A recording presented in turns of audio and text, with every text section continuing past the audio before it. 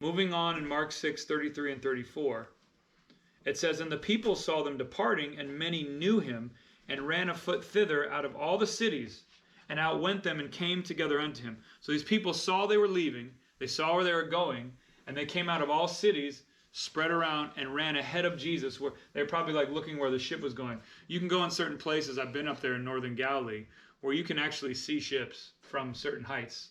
You can totally tell where they're going. And so people ran ahead of where their ship was going. And Jesus, when he came out, saw much people and was moved with compassion towards them, because they were as sheep not having a shepherd. And he began to teach them many things.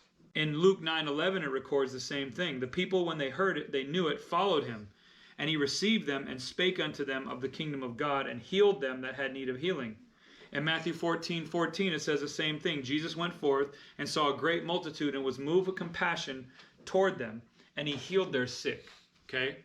Now notice, Jesus didn't invite the multitude. He invited his disciples, those that were learning and training under him, like the apostles. Okay? And and some that were with him. He sent the 70 out, so there were others than the apostles.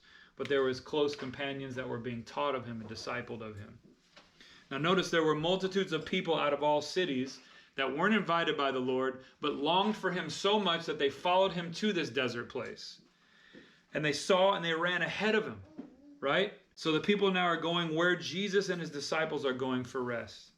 Although Jesus had seemingly desired for them to go into the wilderness and rest a little, it turned into ministry work. The Lord taught them and healed their sick. Although his body may have been desiring rest in the wilderness, his heart was pouring out to them, as they were like sheep without a shepherd, right? All this happening in a desert place. In the desert, a place which in and of itself provides no provision naturally for one man, let alone thousands. Remember, deserted, no provision, uninhabited.